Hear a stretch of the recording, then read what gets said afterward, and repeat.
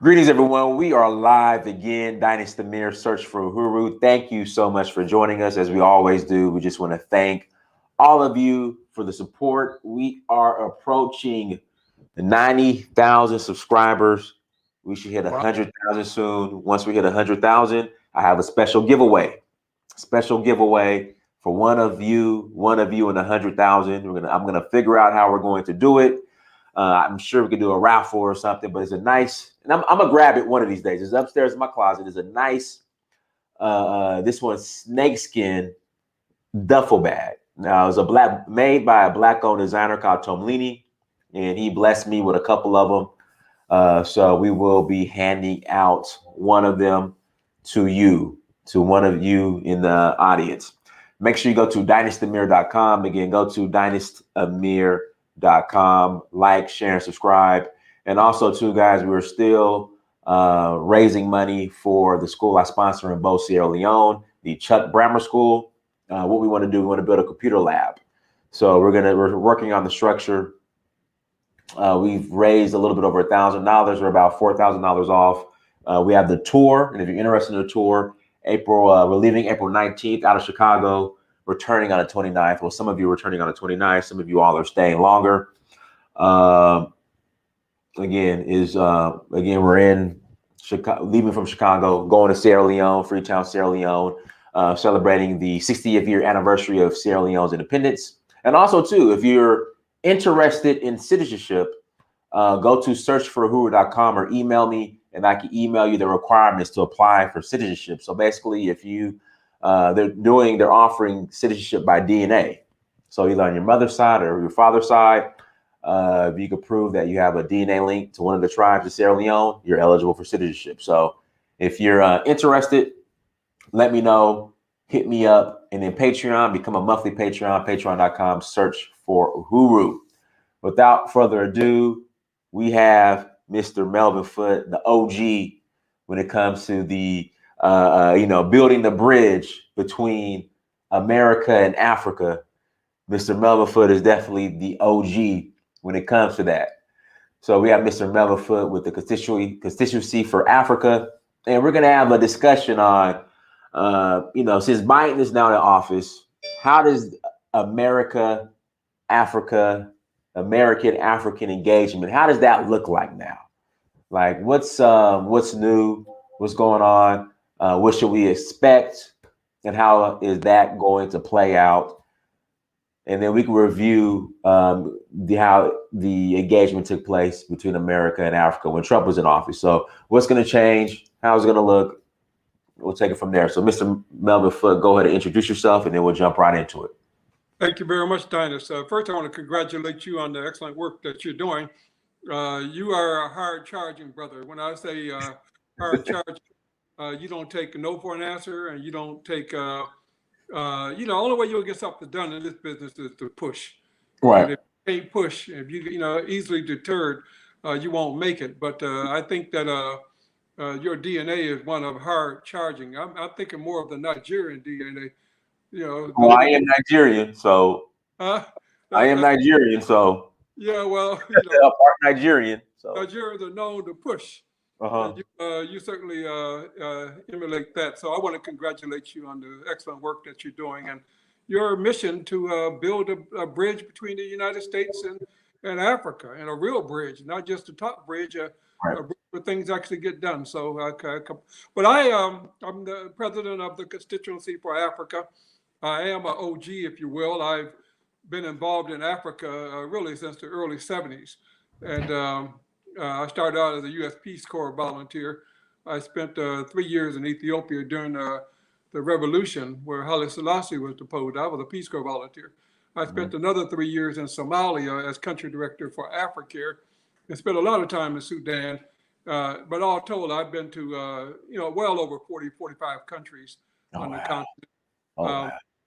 And my mission is to educate Americans about Africa, to improve cooperation and coordination between various organizations that work on Africa, and to shape U.S. policy toward Africa. So I work to influence policy in a number of ways. That's kind of where my contribution is. I do a lot with next generation leaders. I recognize that I'm not going to be here forever. And so I do put a lot of emphasis on who's coming up, and who's coming up and where is the base for the next generation. I'm in the process of writing my book. I'd never written a book before. So this is a book that really summarizes what I've done over the, these 40-something years, but also sort of a map or a guide for those who are coming up behind me, so that they don't have to go back to square one. They can really get an understanding of where things are at, where where the push need to be made, and where they can fit in. So I'm starting to do the research and pull out the documents and that course. But that's what I do. I'm relatively humble. I don't see myself as a leader of nothing. I learned a long time ago, try to avoid that title. I'm a coalition builder. I'm a facilitator.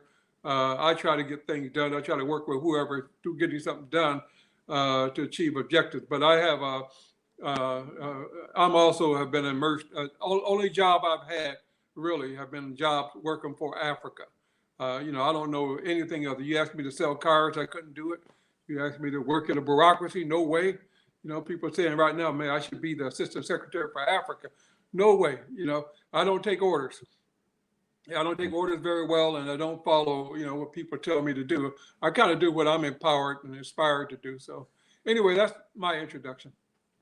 Now, so let's start off in the 70s, since you've been doing this for a while. How has in the 70s, I guess, okay, you had presidents, my president, Gerald Ford in the 70s, or Jimmy Carter? Hey, Carter. Carter. Okay. Carter. Oh, no, I came in with Reagan.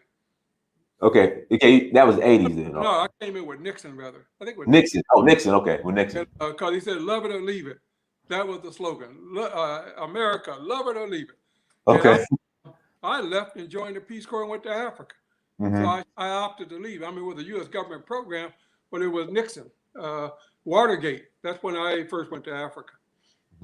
So let me turn this off. Sorry about that. How was America-Africa engagement back in the 70s under Nixon, and let's transition into the early 80s? Like how did that look like? Well, America has always had some interest in Africa, and we're talking about the post-colonial period. America's support for Africa back then was largely dropping food out of an airplane, the Biafra War. Mm-hmm. And we would helicopter over with a big pallet of food and drop it out of the plane, and we call that aid. And we killed more people with the pallet hitting the ground, hitting somebody in the head when it landed, than we helped, Then we shifted focus around NGOs, CARE and Save the Children and, AfriCare and all these NGOs. So the U.S. government would give money to these NGOs to help Africa. Well, the money ended up holding conferences and, flying off here, flying off there. I've been on many of those trips. So the money got eaten up in the middle, Mm-hmm. After we dropped the pallets, we gave the money to African leaders to help. We just gave it to them.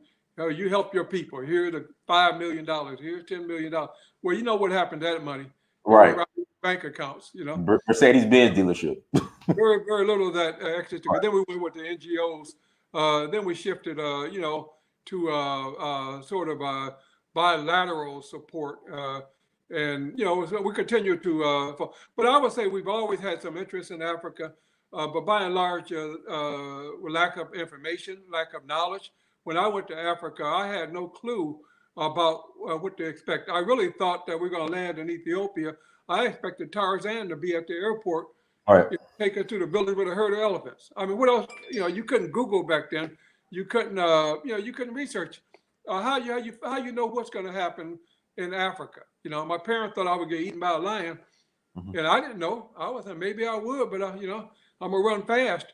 So I went to Africa with no knowledge whatsoever because there were not, there was no knowledge available about it. And so I've been involved all these years, and I've seen a continual, growth.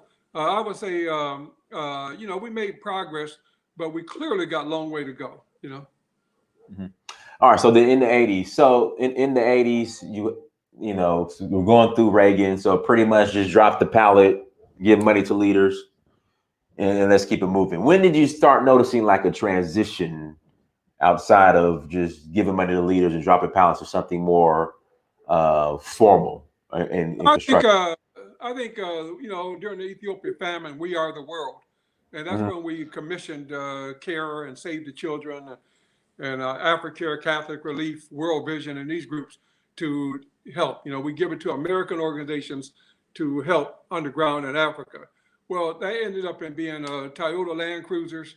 It ended up being a lot of fact-finding mission, bringing people around. We call it tourism, if you will.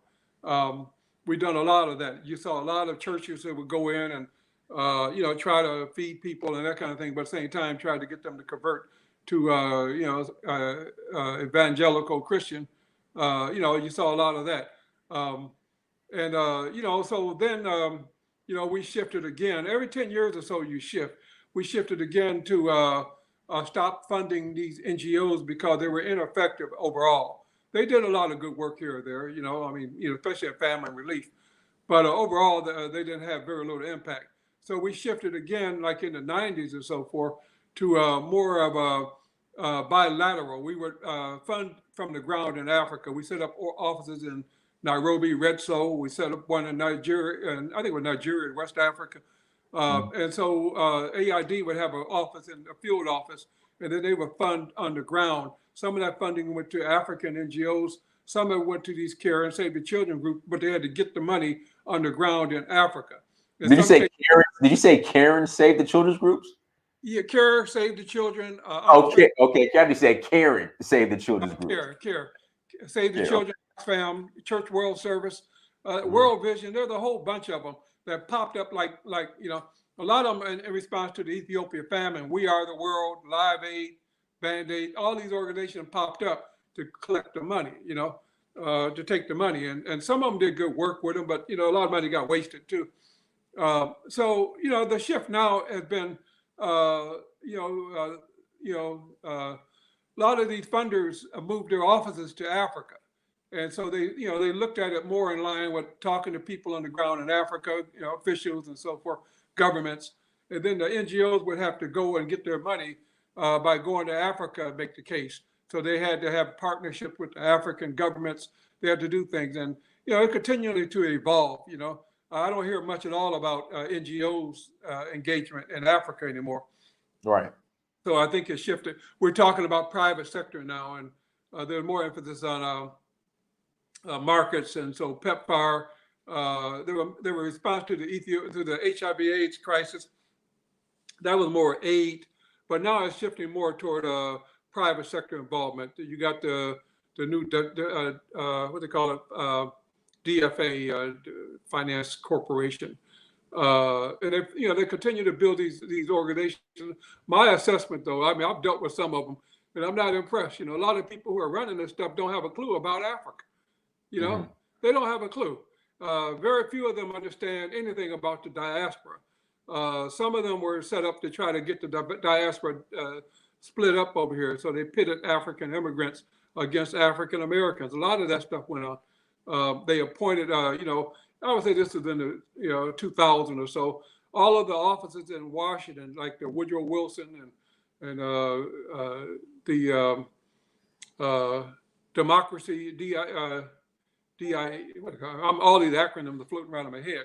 But all of these organizations took an African immigrant as the head of their organization. And you got Chris Famunyo over at the democracy, what do you call it? And then you got Mondi over at Woodrow Wilson. So all of these organizations got African immigrants, highly educated, highly skilled, who they put as the director because they were thinking it looked better to have an African over the Africa department. And that kind of leapfrog African Americans, you know. And I think that's still, and then they could control the African immigrant, you know, visa processes and all that kind of thing, where they felt they couldn't control African Americans. There's too many people like Dinah Samir out here who do what they want to do, you know. They're not looking for, they don't want that. They want you to do what they want you to do so that you fit the bill. So we're still trying to transform into the best way to help Africa. And I think we got a long way to go. I see a lot of contradictions, conflicts, you know, where we're pitted against one another, you know. And when you look at whoever really does the business in Africa, who really make the decisions on U.S. and Africa relations, who is really running these organizations that work on Africa, they're white people, you know? And that's really what I am trying to change. The big one is right now where Biden is here, and you know, I'm pretty impressed with the appointments that President Biden has made so far, Kamala Harris. But the question is, who's going to be the Assistant Secretary of State for Africa? And I wrote an article a couple of weeks ago and got it published, urging that person be an African American or other American of African descent. And I even gave them 6 or 7 names of people who they could consider, you know. Well, that has a sort of mushroom. Linda Thomas Greenfield was appointed as the U.S. ambassador to the United Nations. She got it confirmed yesterday. And yeah, Linda's a good friend, absolutely dynamic diplomat, you know, African-American, former ambassador to Liberia. And so that really raised the stakes in terms of who's going to be now the Assistant Secretary for Africa.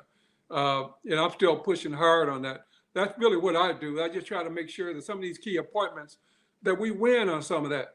After 4 years of Trump appointed Tibor Nagy was a nice guy, Hungarian immigrant, nice guy personally, but he didn't do anything because Trump didn't want to do anything, you know?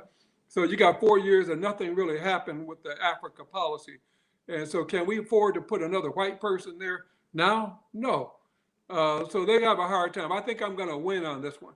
I think we're going to get an African-American or other American of African descent as Assistant Secretary of State for Africa this time. Now, so you have a lot of people that will say, well, we don't want America in African affairs anyway. So Trump not wanting to get involved in Africa was a good thing.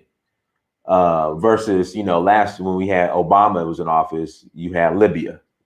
Yeah. Like, what are your thoughts on that? Well, you know, Africa policy is complex. A big part of the complexion is Africans are complex. The countries are divided. The people within these countries are fragmented. Tribalism is rife. You know, so trying to manage an Africa program that makes kind of sense is difficult. You know, sure, I think Obama didn't do well on Libya for sure, but he was dealing with the whole Al Qaeda, you know, the war on terror in Iraq and Afghanistan and Syria. And in the context of that, you had the Arab Spring, where the young Arabs were saying, well, you know, we targeted these kingdoms and fiefdoms and stuff too. And so they rose up in a number of countries, Tunisia, Egypt, but Libya was a case in point where they won. And they ended up killing Gaddafi, as you know. Now, what happened after Gaddafi fell, Gaddafi had one of the biggest militaries in Africa. You know, that's one of the ways he stayed in power. He had a tremendous military. Well, all of the military hardware that Gaddafi had fell into the hands of the rebels. No one attempted to secure those weapons. And so a lot of those weapons ended up among former terrorists in Syria and Afghanistan and Iraq who escaped the forces, the Western forces, by moving south across the Sahara Desert. And they took with them the weapons from Libya. And so they've been raising hell in Libya, in Mali and Niger, Burkina Faso, Chad, all of the countries that border the Sahara Desert, even now is continuing a lot of terrorist attacks, and the countries are weakened. Trump came in, and these countries were asking the U.S. for support. This problem was created by the U.S. Right. They asked the U.S. for support, and Trump's response was, well, you need to spend more on your own military. You need to buy military hardware. And of course, you should buy it from us. And I have a friend who I will have you talk to, well, these countries need to spend their money on schools and health clinics and vegetable gardens and helping the people to have a secure environment, But Trump didn't care about these African people. You heard what he said when he first came in, that African countries are S-hole countries, I mean, just totally, the whole continent, he put them as useless, worthless countries. That set the tone for Trump 4 years in office. And so These countries are, absolutely. We saw the overthrow of the government in Mali. We've seen Niger. We've seen Burkina Faso will slip. Now Niger just got a new president. I'm asking myself how secure will he be, because the region itself is in turmoil, and we have done very little to secure these countries. We've done very little to support. We've done very little to help them, and quite frankly, I don't think we wanted to help them. And so that's where we are right now in these frontline countries. All right, so tell us about so one of the some of the policy that you've written yourself. Right now Yali was one of them, right? Yeah, Yali. What I do is I impact policy. The name of the game in Washington is access to power. Do you have access to people? Do you have influence on what happens in terms of U.S. government policy? Well, I've through my years of advocacy and networking and working with the Congressional Black Caucus and all of these kind of things, I built up a reputation here. CFA is a small organization, very poorly funded. That's my challenge because a lot of the funding dried up over these last 4 years. And all of a sudden, people who used to give you money, Coca-Cola and Chevron and some of these others, all of a sudden, oh, we can't give you money. Why is that? That's what this politics is about. They didn't want somebody like myself to influence policy. So what they try to do, the first thing they try to do is cut your budget. Separate resources from you. That's the first standard operating position. So over the last 15, 20 years, we lost Leon Sullivan's organization. Africa is gone. Trans-Africa is gone. The Washington Office on Africa is gone. Africa Action, and so on and so on. All of the organizations that work on Africa, I'm the last man standing. So all of the independent organizations that worked on Africa are gone. Either they're gone or totally demised.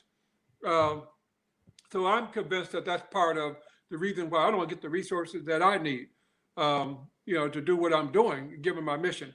So the game here is how do you influence policy? So in the case of Obama sent an envoy to me.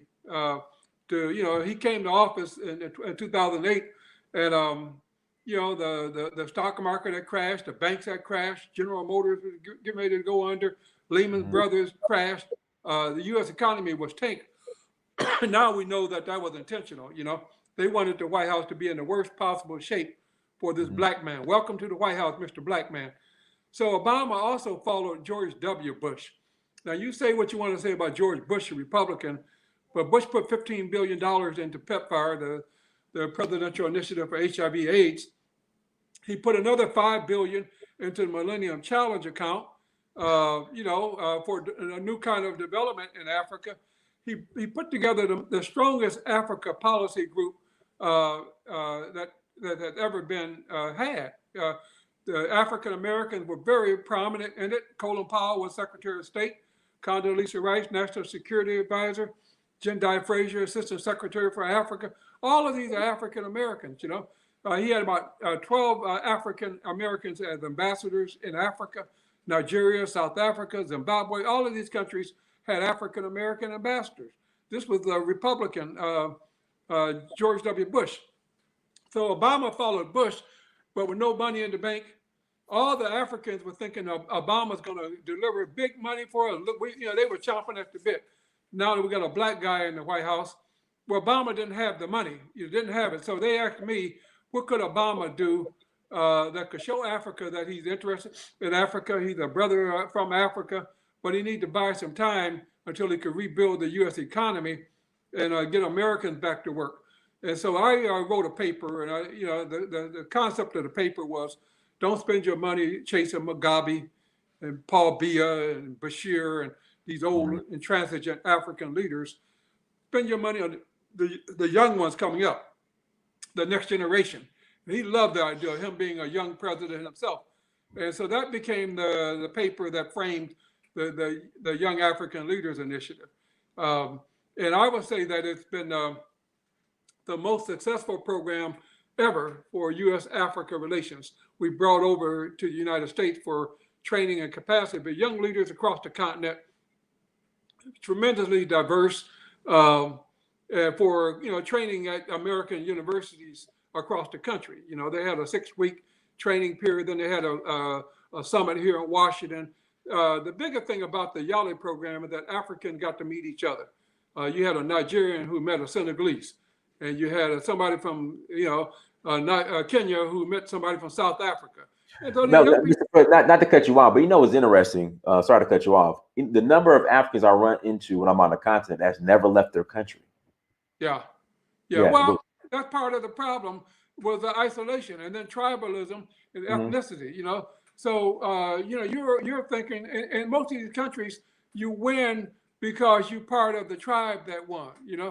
And so you got a lot of conflict. I'm dealing right now with Ethiopia.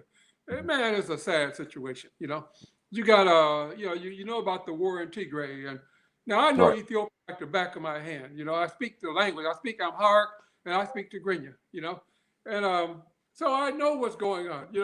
But Abiy decided that he didn't like the Tigrayans because they were showing independence. They were showing that they want to make the decision for Tigray, and so the war started. They ended up killing a lot of people died, including the former Ethiopian foreign minister from Tigray, the old friend. So if you talk to the Ethiopians here, they'll claim that the Tigrayans were rebels. They were attacking the Ethiopian troops and all that. Now look, I've been watching. I get lots of information. I know some of the former assistant secretaries. I know some of the U.S. ambassadors who served in Ethiopia. Okay, these guys do have a lot of information. And you telling me that these guys don't know what they're talking about? This is what you get across Africa, is ethnic stuff. And so how do we break that down? And I'm thinking that YALI was a good example of what to do, because they put all these Africans, from across the continent in the same group. There were 30 or 40 of them in a group from different countries. So they got to know each other, eat food together. Now they're friends, right? And so I think we open that up a little bit. African Americans, people don't realize about us, we're the most Pan-African people in the world. And we love Africa from Cape Town to Cairo. I don't be looking at you saying, oh, you're a Muslim. Oh, I don't like you because you Igbo. We don't even think like that. We're thinking across the borders. We're talking about the whole continent. And you could throw in Jamaica and Trinidad and Washington, D.C. too. Africa is where African people are at, regardless. And, the story of Marcus Garvey. And so African Americans, quite frankly, are the most diverse, the most Pan-African people in the world. So we have YALI, Obama, Trump.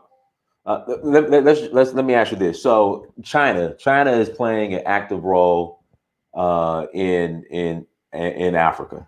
Now, from what it seems like China is actually doing, I guess, more than what America would do as far as actually offering infrastructure.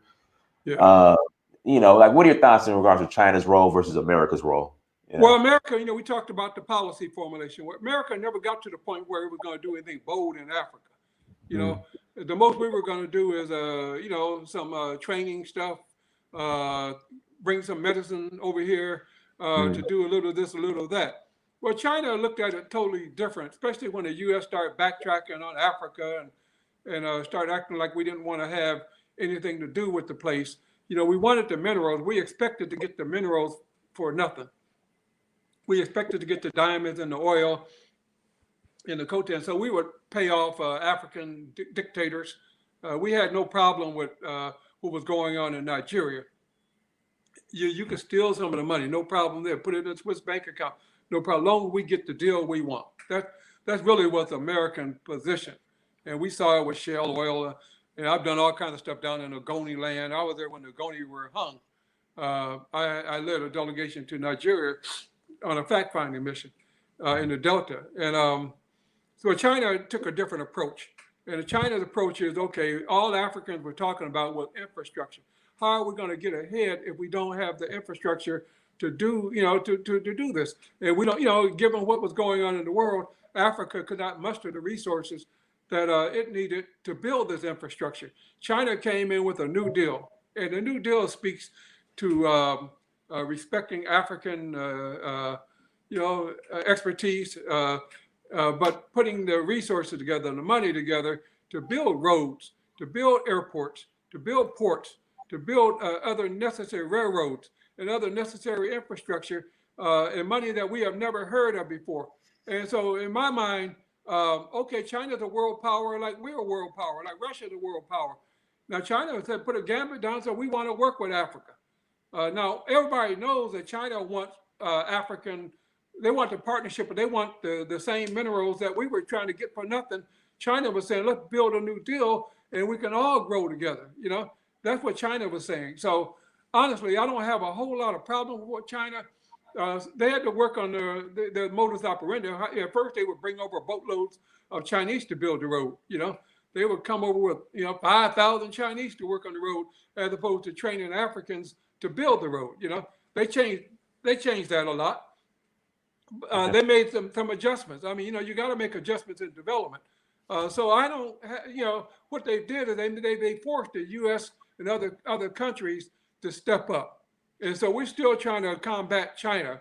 And quite frankly, as part of the problem with the coronavirus and that kind of thing, the U.S. wanted to slant China as the bad guy, and you shouldn't partner with them. I mean, during the Trump administration, they would tell African leaders, I would stay away from China. China's not your friend. We're your friend. Now, how can I tell you I'm your friend when I haven't done anything and the Chinese don't build the railroad? Chinese don't build the road. It's fallen on deaf ears. And then during the Trump period with immigration policy, Africans couldn't get a visa here. They really treated Africans very badly, part of their anti-Black thing. Well, China didn't have that problem. You want to get a visa in China, just go to the airport in Beijing or whatever. When you arrive, we'll work out the visa right there. So it became a lot easier for Africans to look east as opposed to go west here in the United States. So we're at the process now of trying to catch up, find out what we can do, find out how we can regain some currency in Africa. And I think we got a long way to go. Now, you mentioned the visa thing in immigration. Now, from my understanding, Biden is pretty much key when it comes to Black folks or Black immigrants. Biden is kind of continuing somewhat what Trump was doing. I heard like over 70 or 80 Haitians were just deported recently. And I mean, has it really changed since Biden got into office at all? Or yeah, in my view, it's changed. It takes a while for things to change. And clearly it's changed. His person who's been selected for Homeland Security is a good person. I'm seeing a lot of improvement in the political statements and the actuality of what Biden is proposing for immigration. I'm seeing a lot of improvement. So from where I stand, I'm very pleased with the Biden administration position thus far. I don't see any animosity. I don't see any. A lot of Africans have been pointed to Obama's to Biden's administration. I've seen a number of names yesterday of Africans who are part of the Biden team, administration. You have to say you have to be impressed. He's also done very well with African Americans, and he's done very well with women. So far I give him really an A+ in terms of the move and one thing I like about Biden is he don't do a whole lot of talking. This is an absolutely total different operating strategy than what Trump did. Biden don't talk, he just does. He does, and he put forth strong policies, but that clearly have input from our constituency and from the broader constituency of minorities. So I'm quite pleased with the Biden-Harris administration thus far. Let me ask you this. So it recently came out that I guess the U.S. will cut funding or aid to certain African countries. They don't, I guess, weaken, or if they don't, I guess, they're tough LGBTQ laws. They don't, I guess, don't make it weaken them. Like, what are your thoughts on that? Well, Africa got a human rights problem, period. And if you look at Uganda, you hear Bobby Wine, a 40-something-year-old, getting beat up by an 80-something-year-old president who wants to stay in power. I mean, how silly is that? And so there are policies in Africa that appeal to the Trump people, especially the evangelicals. And so I think that the administration has to stand for something. And what Biden is standing for is that respect for human rights, respect for women, respect for people who may not fit the bill of typical people. I mean, just because you're gay shouldn't mean that you shouldn't live. People are people. At the end of the day, they need food, water, shelter like anybody else. And so I think what the Biden administration is saying to African countries is that they have to be more tolerant of their own people, and I don't have a problem with that. Okay, guys, we'll open up the lines. I just sent the link out to you, to Nigel. So we'll take a couple callers. Again, we'll take a couple callers. Go ahead and call in. Again, go to dynastymir.com. Again, go to dynastymir.com. So, but Mr. Foote, my question is, so when it comes to the LGBTQ, issue in Africa, like, why doesn't America, because I'm pretty sure the human rights violations are even far worse in the Middle East, like in Saudi Arabia and these other countries. Why doesn't America threaten those countries with sanctions and less aid if they don't change their LGBTQ laws? Why is it just Africa? I don't think it's just Africa. I know today the Biden administration came down on Saudi Arabia over a Khashoggi, and they gave it's a very strong indictment, and Saudis they were blessed among the Trump people, because they were cutting deals left and right. So I don't feel like that they're particularly targeting Africa in any kind of way. I think that they're saying this administration will respect human rights, and so that means women is to me even a bigger one is the role of women, and I think Biden administration it must be close to 50-50, if not greater, women over as part of the administration and in key positions. I mean, we aren't talking about small positions. We're talking about key positions. So I think the Biden people are standing up for human rights as a key component to what it stands for. Now, I think as a country, you got to stand for something. And that's where we come in. We should be weighing in about priorities, helping to educate the administration about things. That's what I do, you can't leave it to their own devices. That's where outside agitation, protest, lobbying comes in. We should lobby for things that we believe should happen. And I'm doing it. I'm pushing for African-American engagement on Africa policy. I'm lobbying, I'm pushing hard on it. Well, maybe I should be talking about Hispanics and Indians and Asians and others too. Realistically, I should. But I feel like if I'm going to get anything done, I got to pick one target group and push for that one. And that's what I'm doing. But I'm not saying that there shouldn't be more Hispanic, Asian, women, gay and lesbian, whatever. But I'm not saying that, but they need voice also. And I think that the Biden administration, looking at who's in part of his team, are reflecting that, That's what I'm seeing. And then last question before we bring Nigel on with his question. So do you think the human rights violence is the United States of America, if you look at its history, are they in any position or do they stand on any, I would say, higher moral ground to criticize other countries in regards to their human rights violations? Well, you look at January 6th and the insurrection on Capitol Hill, and I live near here, I'm about half a mile from the Capitol. You can say what you want to say about the ugly scene that we saw on that day, but the American institutions held. We do have a change of government. We do have a new president. We do have a new administration. And what would have happened if that was an African country? What would have happened if that was Mali or Niger or one of the other countries? Would they have been able to, forestall a coup d'etat? Probably not, and we've seen other countries in Europe, no. And so one thing I can say about the United States is that the system that we claim that we are held. Now, are we perfect? No way. One of the things that the Trump period has exposed is how flawed we are as a people, and some of the issues we're dealing with go back to the Civil War. You got these white people who think that, we should be still in chains some kind of way. That, you know, you have to go to church every Sunday, pray to God every Sunday, and yet have this view that we're not human some kind of way. Um, and so, how do we have this conversation among Americans that allow us to really, really, frankly, discuss this issue and then come out with some solutions that can be amenable to allow us to move forward as a country? That's where we are right now. To Nigel, go ahead with your question.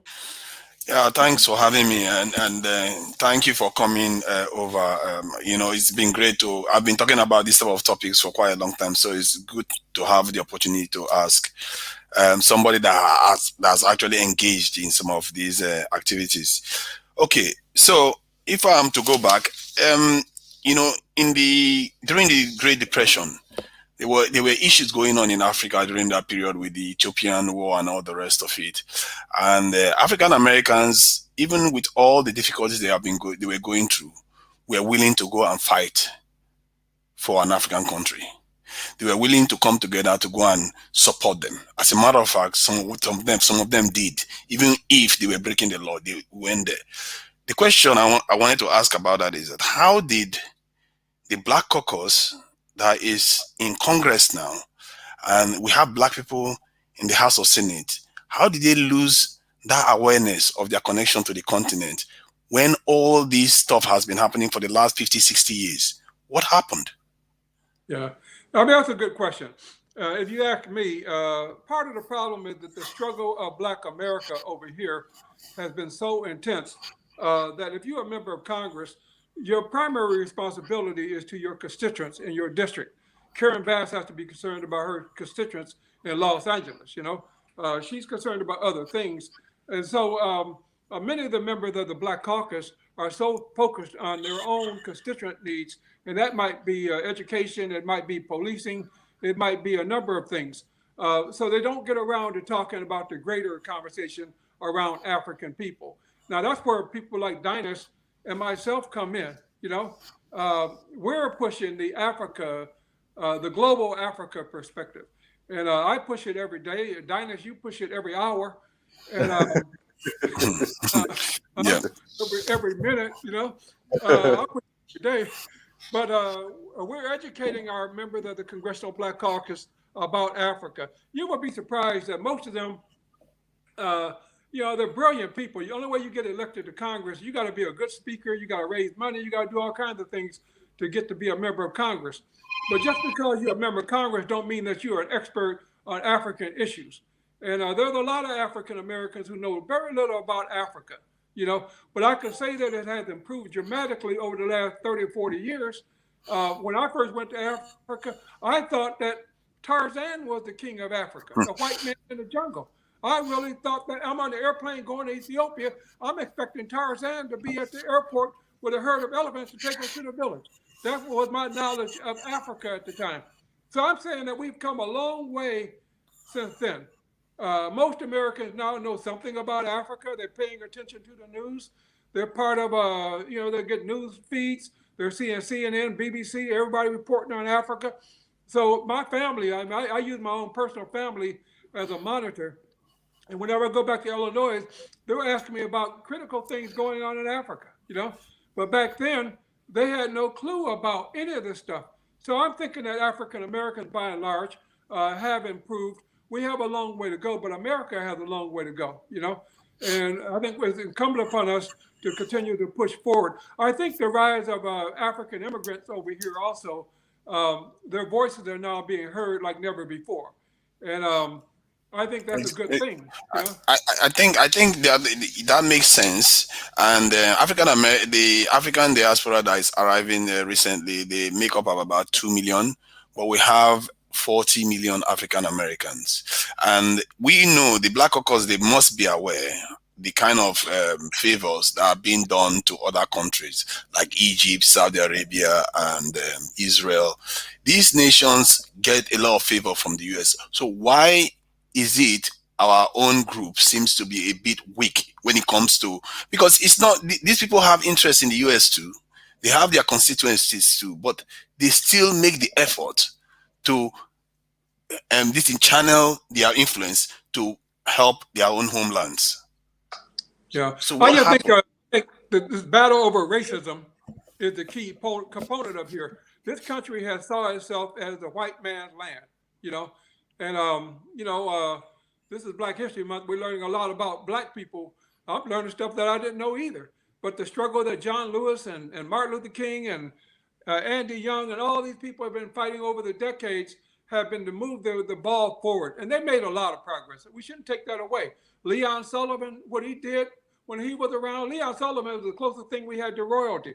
C. Payne Lucas, Randall Robinson, but we have a long way to go. And it's incumbent upon us to continue. I personally think, people ask me about my work. I think my work is a 100-year struggle, you know. I think it's 100 years before we see the results that I'm talking about. Now, I won't be around. Diners might still be around, but I won't be around, you know. So you can't think that this is just a one generation type thing. We as Black people have a long struggle ahead of us, and we got to get it together in Africa, and we got to get it together in the diaspora. And so educating the young people about Africa and making sure their minds are correct and moving in the right direction is a critical component of this, because we won't be around to it's not going to be us. It's going to be the ones who are now 3 years old, 4 years old, 5 years old. That's why coloring books are important. That's why movies and stuff about Africa, showing it in a different light, educating young people about Africa. I had none of that when I was growing up. None, zilch.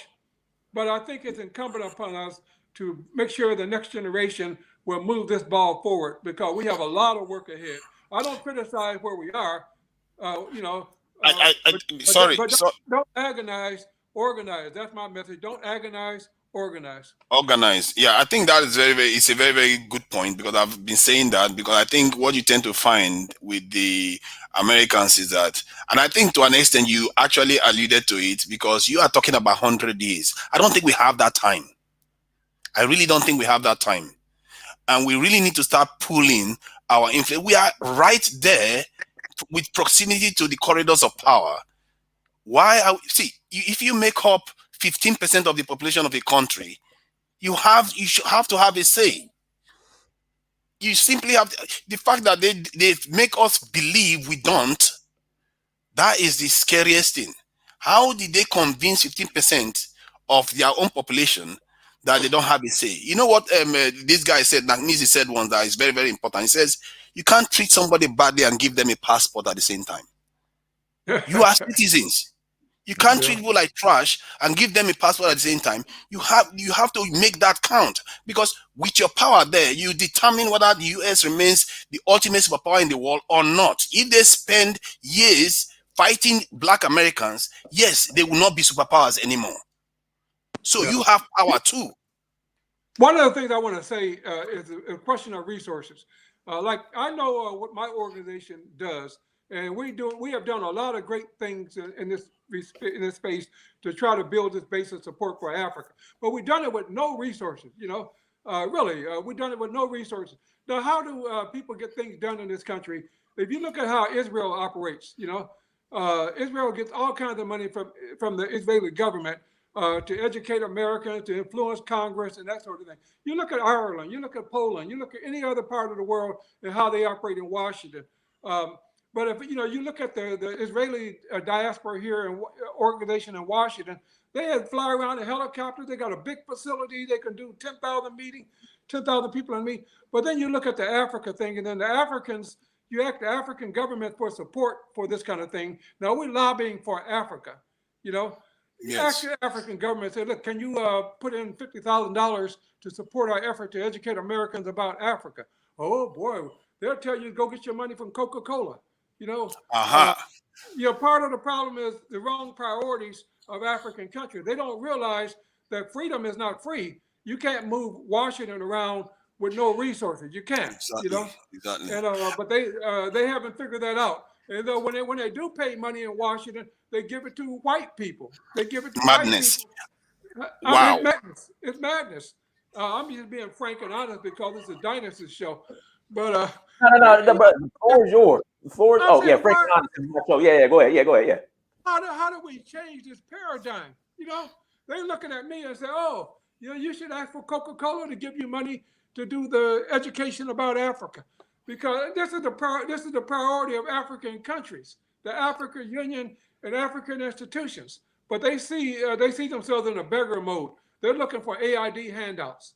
They're looking for a $10,000 grant from USAID. You know what I'm saying? Wow. I mean, our priorities are wrong. With all the minerals in Africa, the diamonds, the gold, the oil, the coltan, you know, the fish, Exactly. everything we get in Africa. You know what, Dinas, Hey, are you hearing this? Hey, 290, this is your last comment. I'm gonna bring somebody else on, but go ahead. Okay, Dinas, you are hearing this. You see, this is getting to the heart of the issue we are facing here. The African leaders are not funding the corridors of power so that they can be able to influence actions. And this is the most efficient way to change things that he just touched on. And we have the resources, we have the minerals we can sell to fund whatever we wanted to fund. And I believe if the Black Caucus and some Africans come together and start exchanging, there is no reason why we can't change things quite rapidly, because we have examples where people that don't have our numbers, our resources, our landmass, population, have been able to pull this same thing off, and we have 40 million African Americans, 2 million this in African diaspora in the US there, and we can't pull this off. This is at the heart of the problem. Why can't we fund it? We have the money. I agree. We're on the same page. All right, but hey, 290, man, I appreciate you coming on. Let me get the next caller on here, Thanks. brother. All right, no problem, peace. Hold on, let me do Sir Will first. Michelle, I'm gonna come to you last. I'm going in order. Sir Will, go ahead. Hey, Mr. Melvin Foote, thank you for coming on this show. It's great. Yeah, I wanted to thank you because you said something important. You talked about the Young African Initiative, and I personally know someone, a woman who went through that at Dartmouth, and you know, I'd like to say thank you to you for that, obviously. And my main question is this: you were talking about the lobbying in order to make things happen on the continent by having some type of influence, you know, in Washington or whatnot. But the thing is, for every one of you, there's like, you have about maybe 100,000 lobbyists for the African elite, for the corrupt government in Africa. You think they don't invest in America? Oh yes, they do, because I've seen it myself. They pour in millions of dollars in order to keep their agenda in Africa. Those corrupt leaders are able to stay in power because of that. So here's the way I see this.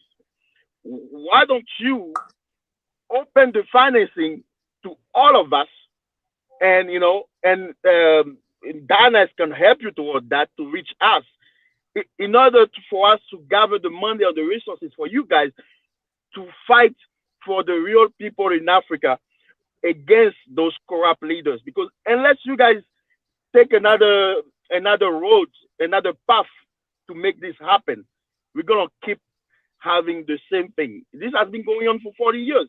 Like yesterday, yesterday night I was listening to something that Nixon was saying about African leaders being like children and things like that. Then some of them enjoy this because to them it's all about power. Only a few African leaders are actually fighting for the people. So we need to fight against those people, and you cannot expect money from them. You have to take money from the grassroots, from people like us, or for people on the ground, and avoid those people, because if you take money from those people, you're going to be pushing their agenda, and their agenda is not for Africa. Well, I agree with about 78% of what you said. Okay. But I would say that it's a little bit more complex than that. You know, some of these African leaders, you know, the way they got to power, corruption is a good way of saying it, but it's the political process. Same thing happened here. You don't get into be a member of Congress just by being a clean whistling clean person to, you got to raise money. You got to do all kinds of things in order to pay for the ads, pay for all the publicity and all that. And so what's needed, definitely the grassroots support is needed for organizations like CFA. Part of the problem is we lack the capacity even to organize that. and I haven't quite figured out. I'll be 70 years old in another couple of months. 70, believe it or not. And well, you're still young. No, I'm not. I'm not. I mean, I pay attention to this stuff, and I read books, and it tells you you're not going to live forever. And so what it tells me is it's time to start thinking about the next generation. I've done everything I could to help. I have given this 100% of my effort over the last 40, 50 years. I've given it everything I had to support and strengthen. And I got a lot of victories along the way, a lot of victories. But we got to go to the next level. We've got to figure out how we work together. I'm still seeing a lot of African immigrants over here. I was at a meeting last year, a year before last. I was sitting in a meeting hall. It was a meeting about Africa. I forgot even what it was even about. But all of a sudden, the woman turned around and started pointing to me and telling me he's not even a real African. Oh my God! Why is he the leader of an Africa group? He's not even a real African. And she was speaking of the fact that I wasn't born in Africa. And the guy next to me kind of kicked me and said, "Hey, she's talking about you." So I paid attention. Then and she was saying because I wasn't born in Africa, I have no right to be a leader of an African organization. It's not about where you're born. It's about where your heart is. Is Africa born in you? And I never found a more African person than Dinah Samir. I've been all across Africa. I ain't seen nobody with the passion this guy has. That's true. And applying his intellectual gifts for the best interest of Africa people. Show me somebody in Africa who's done that. I mean, I'm sure there are people out there also who have committed. And so we still got these hangups about where are you born? White people don't have these hangups. As long as you're white, you're in their club. But we so we're fighting over that. We're fighting over who has the right. And too many of us take our lead from Africa. We want to be a chief or something. We want to be the leader of the diaspora. And that's not the way to go. I'm okay, you're okay. Let's cooperate. Let's coordinate together, facilitate. You may have a different view than me, but there's still some areas that we can work together on. But we haven't even come to that point yet. That's why I'm talking about 100 years. We got a long way to go. And what's happening is we're getting beat up left and right. African countries have been, their resources are being pulled from them. And I see the games every day here in Washington because I know all the players. I know when somebody make a move in Washington, I know them. Right now, there's some of the white guys that are trying to lobby to be the assistant secretary for Africa. And they're discreetly making little moves and funding this and giving a fundraiser and so on and so to try to position themselves. But that's why I put out my article that this must be an American of African descent or African American. I made it loud. So that put a lot of pressure on the Biden administration, and it put a lot of pressure on the Congressional Black Caucus, and they're going to be hard pressed to put a white person in that seat, But did you think a lot of Africans got behind me and say, "Hey, Mel, that's a good idea"? No, I've heard a deafening silence. Some of them expect a white man to be Bowana to be in that seat. I don't want to talk about my Nigerians, but I've seen some crazy stuff come out of Nigeria when it comes to unity of African people. We have a long way to go, and I'm not the answer. I don't have the answer, but I think it's going to be a generational shift that's going to require us to rethink who we are as African people, to realize where we are in the continent. I'm hoping that the Continental Free Trade Area, the new one that's been launched, it's going to take a while for that to really get going. But I think it's a tremendous move in the right direction. At least we're thinking beyond the borders. I go to some of these countries in Africa. They're not as big as Washington, D.C., but yet they got an army, they got embassies, they got presidents, they got all the money going to pay for the bureaucracy, and the country's not even bigger than Washington. What kind of country is that? That goes all the way back to the colonial period. But we have a lot of work to do to get ourselves reorganized and reorientated. Oh, thank you so much. And I'm gonna finish with this, Dinah. When it comes to what you're doing, just know that we are all behind you, and let's make this happen because this administration is thirsty, and this is the time to get them right now because of some of the wrong that have been done. They need to make it right. For example, what Obama did in Libya, it's now time to make it right because of Libya. And we have the issue that we have in Burkina Faso, in Niger Republic, in even Nigeria with Boko Haram, in Mali, you know. So it is time for us to make it right. And then those African leaders are seeing terrorism as the new Cold War. They're using terrorism to stay in power. So please, let's try to make it happen. Let's unite the one of us, like some of us who are actually trying to make it happen, who are actually trying to bring Africa forward. And I can reassure you that this new generation, there's something different about this new generation. We are thirsty, and there's something is going to happen. And elders like you guys are paving the way. And, you know, I want to congratulate you and wish you that you could keep on going and make sure that we can join you in this effort. But make sure we can finance you, whatever you do, please. I just want to say that, you know, even during the time of the Trump administration, you know, people say this is the right time. It was the right time always. Even during the Trump time, a lot of people went to sleep. You know, they were so upset with the Trump administration policies, they just backed away. Most of the Africans just completely backed away because of immigration issues. They may have immigration things in the family or whatever. But rather than to fight this guy, they just zipped up and just kind of held in their house. That's not the answer either, you know. We got to work in good times and bad times. We have work to do, and yeah, that's something that I think need to be said. You know, we can't just pick the time and say, "Oh, now Biden is in town." Biden is not gonna. He's an old man. I'm hoping he can do the 4 years, but I got a feeling Kamala is going to be president before you know it. And, me too.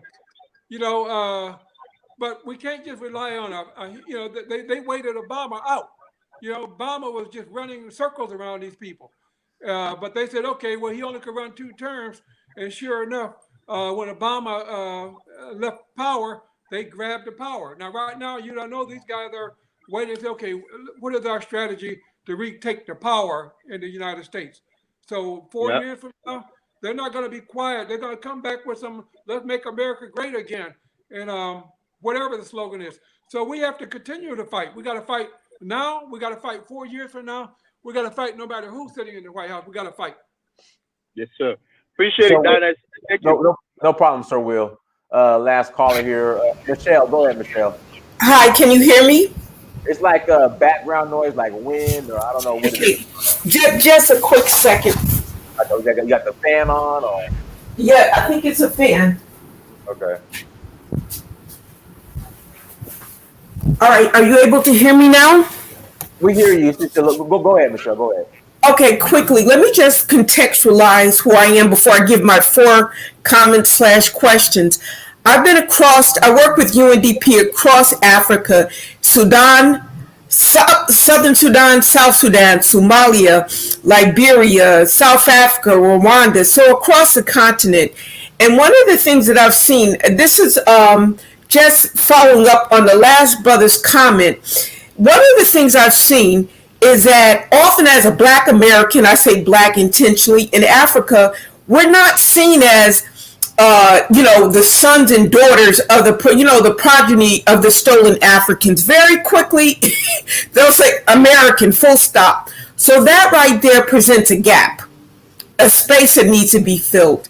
The other thing I wanted to say is that there's a need, in order for us to come together, really, there's a need to educate the Africans about what it means to be an African American / a Black American, and vice versa. There's a gap of understanding and of experiences. And so that right there is it presents a problem. All right. The next thing I wanted to say is that in terms of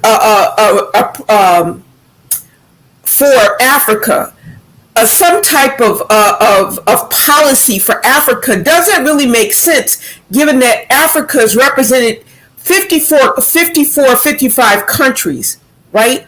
So how do you have one policy for 55 countries, and they're at different stages of development and different stages of democracy, if you will?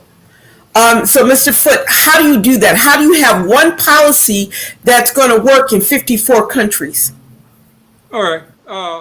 The policy question, I would say, you know, the policy should be flexible enough that you can adapt it where you can. I mean, I'm using YALI as an example. YALI participants came from all countries in Africa, you know. And one of the things the U.S. government did right, they had the U.S. embassy do the selecting of the YALI participants in each country. And the Africans got mad at that. Said, why are you picking our future leaders? Well, if you would have let Mugabe, say, Mugabe, send us 5 from Zimbabwe, who would he have sent? He would have sent his nephew, his cousin, his friend's kid, blah, blah, blah. That would have been the YALI 5. But the U.S. government stepped in, and they had a lot of criteria. They wanted gender balance. They wanted, handicapped kids. They had some of them who were deaf, couldn't even hear. You had albinos. You had just name it. You had it part of the YALI experience. And I personally think that's exactly what was needed. And I met just about all of the YALI participants during their time here. I met them all. And I haven't met one that I was disappointed in. Not one, you know. And so I think flexibility is part of it. Part of it is educating the U.S. State Department about some of this stuff. That's what we do. That's what you and I and Dinah and others have to do. Is we got to make sure the U.S. policy is flexible enough. But then again, there is bilateral relations as part of this policy. And so every one of the countries have an ambassador here in Washington. There's all kinds of groupings of ambassadors, the ECOWAS ambassadors, the SADC ambassadors, and so forth, who have separate meetings with the administration tailored to their specific needs. So I think that the policy itself is flexible enough. You still got to have a policy that lay out the overarching themes for this administration. You know, climate change can be a high priority for this administration because we feel it's important for the world and important for Africa. Well, sure enough, you may have a bigger problem with climate change in Mozambique right now because of the cyclone than you might have, say, in Ghana. But it's still climate change is an issue for all of us. COVID-19. Sure, the approaches are different in different countries, but I think that we should have a policy that we should help vaccinate the continent. You know, and we should do that through through the African Center for Disease Control. Not go do it ourselves, but work with Africans to contextualize how they want to do this thing, and we should be supportive of it. So I don't think it's a zero-sum game. I don't think it's just about each country should have a separate policy. We're never going to get anywhere there, but you should have an overall arching policy around what Africa means to the United States and how we're going to go about it. And then you need to implement it at the ambassador diplomatic level through each country. Okay. The other thing I wanted to say is as we look at... Hold on, I had to mute you because it's like the background noise is kind of drowning Melvin Foote out. But go ahead. Okay, I'm sorry. The China, they spread across Africa quick, fast, and in a hurry, and they did it by debt diplomacy. So you know debt diplomacy, no? Yeah. Okay. Can you just speak to that for a bit? China, in order to get countries to accept money, to take money, they had to agree on, for what? You know, it's a negotiation that goes on. And, because none of the countries could afford to build this infrastructure that China has built, you know. So the question becomes, do you want a railroad? You want a railroad from here to there that's going to help build your economy? So what is the cost factor?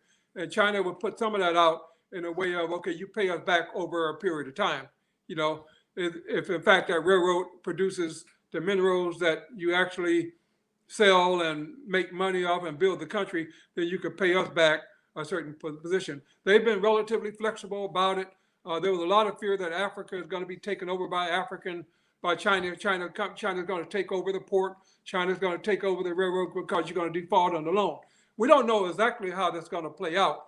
Some of it could play out that way, but I think overall, from where I sit, I think most of the countries are satisfied with their relationship with China. Let me unmute her. Okay. Thank you very much. One of the things, Melvin, that I've seen across, whether it's Kenya, Mozambique, whatever, what ends up happening is that the infrastructure they have to build, whether it's roads or whatever, may be of a different quality than what we would want to see. But now that they have accepted the aid from China, what ends up happening is they've given away, if you will, they've promised resources in the future, and that has a substantial negative impact on their ability to develop in the meantime, if that makes any sense. Yeah, I've seen the quality of the Chinese work. I've seen it firsthand. I do know that they've, when they first got started, they were bringing Chinese workers to do the work. They were bringing a whole boatload of Chinese to build the road. And then the Africans balked at that, say, hey, we need to build capacity and we need trained Africans to do this work. We need to create jobs. And the Chinese listened to them, and that's what they did. I mean, you go look at a lot of the Chinese projects today, and the Africans who are managing the project and doing the work. And so there's a lot of Africans now who know how to build roads. There's a lot of African companies that are sprouting up that build roads, on the private sector way. So I don't see the fear of that I heard in the past that Chinese roads are inferior to American roads. Part of it also, I think there's a lot of questions about American technology. We slipped a great deal over the last 20, 30 years. And we haven't yet figured out how to rebuild a lot of American infrastructure. Now, that's coming with Biden after he get the coronavirus bill passed in March. The next up is going to be an infrastructure bill to try to rebuild American infrastructure. So to say that American infrastructure is superior to Chinese infrastructure, I'm not sure about that. And so, that's just my opinion on it. And then you got to also look at it in the context of Africa. We built stuff. I mean, America at one time was giving support to African countries. They would send over American SUVs, Chevrolet SUVs, big old, trucks, and no spare parts. The roads only big enough for a car and maybe a donkey. And why are you sending over bus-looking automobiles? I mean, I've seen a lot of stupid stuff that you could say that the Americans did in Africa. I told Diners at the beginning about the policy was to drop food from airplanes. That was true. And a lot of people got hurt on the ground because they were waiting for this food to come. And sure it came, right on top of your head. So it's not like we can just blame. I know the Chinese have, over these last 20 years, they've done a lot of research on Africa. They've got a lot of Africans in the universities in China. There's a lot of learning that goes on. And I think that they, you have to applaud a lot of the stuff that they're doing. I don't hear about a lot of Africans saying we're not happy with the Chinese work. I'm not hearing that. So, you got to really pay attention to people on the ground a little bit. They're the ones who are living on the ground. Are they happy? It's not so much if you or I happy. We over here in the United States, are we happy because we heard some rhetoric about China? But I think, I get a lot of information, a lot of data I'm hearing from all the think tanks. Nobody's out here talking about China development assistance in Africa is poorly done. I'm not hearing that. And if anything, they're saying that the debt issue is a question. I hear about that. I hear about other things, but I don't hear a lot of criticism of the quality of the work of the Chinese. Okay. Can I come back in now? Yeah, you're in. Okay, great. I think that, as you said, Melvin, that the quality of China's work may have improved over the past, many years. I've been over there for quite a bit. I don't think it's America versus China. I think it's what's in the best interest of Africa. What do we advocate with Africans that is in the African best interest? I think that in terms of the quality, that's something that we leave to the African government to decide on. The thing that I think it's very interesting is how do we come together? How do we do this? The richest black man in the world is a Nigerian, right? So he's right on the continent. In terms of East Africa, one of the biggest construction firms, the contracting construction firm, is Gib Africa. And the managing director, owner of that, is a Rwandese Kenyan. So how do we, you, I, Prince, everybody, how do we come together and arrange something that we're having a discussion about how we can build bridges and what we can do to help. What is your thoughts on that, please? Yeah, I've been in part of various discussions. The other guy, and a friend of mine in South Africa, Michael Sudarkasa, his mother used to be president of Lincoln University up in Pennsylvania. And Michael packed his family up about 20 years ago and moved to Johannesburg. And so we're in touch daily, actually. And Michael, one of the most business-driven people I know. I mean, know the knowledge of it. And so I'm getting a lot, we have these discussions. About 10 or 15 years ago, we tried to set up something like, this Davos thing. We wanted to have a conference in Africa that would bring together the wealthy entrepreneurs in Africa with wealthy entrepreneurs in the diaspora. We're talking about, the Bob Johnsons of the world. And, you got this brother up in Toronto that, owns all the supermarkets and so forth. And we had the first conference within Johannesburg, and it was really good. We had a second one in Dar es Salaam, but it just didn't, it didn't have the oomph to lift it the way it needed to be lifted. But the ideal is still valid. How do we bring people together who need to be together? How do we bring the wealthy in Africa together to meet the wealthy in the diaspora? Now, we should be able to do this by Zoom, or with all the technology. One of the things that COVID-19 did, it got us Zooming, it got us working on technology. This kind of meeting would not have been possible before COVID-19. Dynas would have called me and said, Mel, can you fly to Atlanta and blah, blah, blah. And, it's going to cost $700 for the ticket and, $1,000 for the hotel. And, it just, but now we can do this thing on the drop of the hat, So we should be able to bring together those who really are in position to have the resources to drive some of this stuff. We should be able to bring them together for a conversation around strategy and the way forward. I think that some of the things that Dynas, you're doing with your real estate company and all that, that's all in a move in the right direction. We have to approach it in a business fashion. We have to start to approach our conversations with Africa. Again, when Africans see me, even the African leaders see me, they all know me. They all know me. Yesterday, the Ethiopians were on the call, Sudan were on the call, but they want me to work for free. I think they say, well, you're a son of a slave, so you should work for free because you're used to it or something. I don't know what it is. The whole approach to us as brothers and sisters is wrong. We have a lot of work to do to build a relationship of mutual respect to allow us to do some of these things. But if I'm distrustful of you, I don't know you, and you're distrustful of me, we have a hard time. We have a hard. One of the initiatives I'm doing now is a relationship with the diaspora in Canada, and we've done several meetings. We got a couple coming up in April. One dealing with the Africa CDC and the vaccination strategy, and another one dealing with the Sudan. U.S. policy towards Sudan. And so we have members of the parliament on this call. We're going to have a couple of members of the Congressional Black Caucus. We got business leaders in Canada. We got business, and then we got to broadcast it on Afro Global TV based out of Toronto. So here's the example that we erased the border. You have a lot of Africans north of the border too. And so can we not work together? And we've been putting this together for the last year, and it's really showing a lot of promise.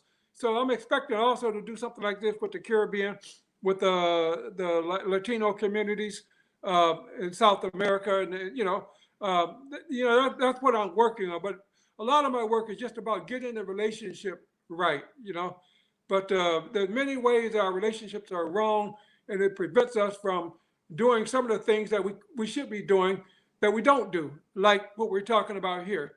But I'm sure that the wealthy people in Africa, the Dan Gote, the Tony Alumelu, people like that, they never sat down with Bob Johnson to have a real discussion about hotels and tourism. And, they never sat down. None of these people, Oprah has not went to Africa and brought her entourage of wealthy companies to sit down with Africans.